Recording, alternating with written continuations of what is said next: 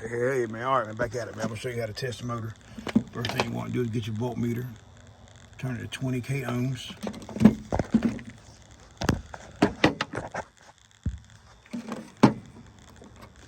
What I'm gonna do is set it right here where y'all can see it.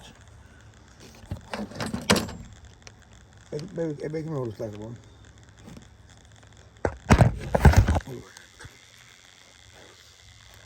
What you want to do is take it, and you want to take your voltmeter.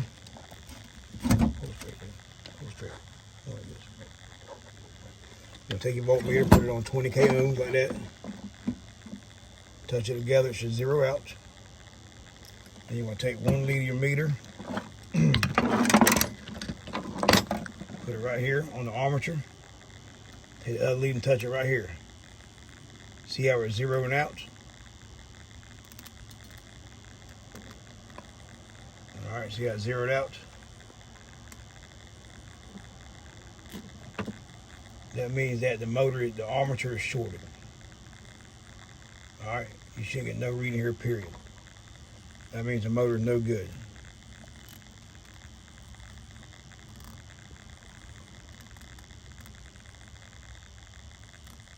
Yeah, if you look at here, there you got reading.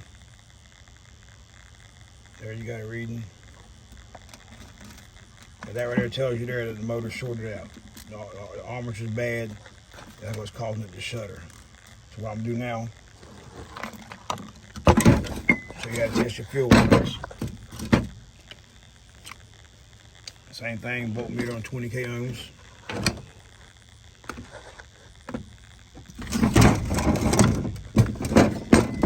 Voltmeter on 20k. You want to take your fuel wires right here.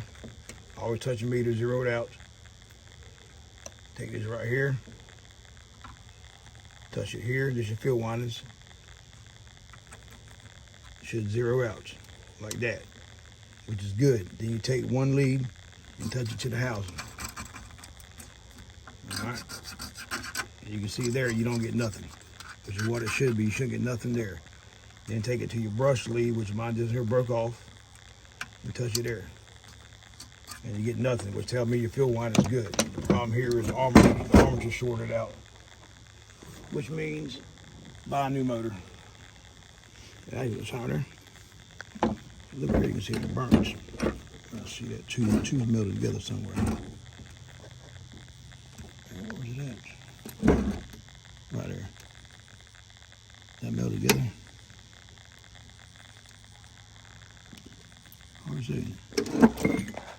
Yeah, you see right there. You see it? See right there. That one there is melted. That's one you see a different color in it. That's the one that's short. All right, man, stay tuned, man. I'll post some more.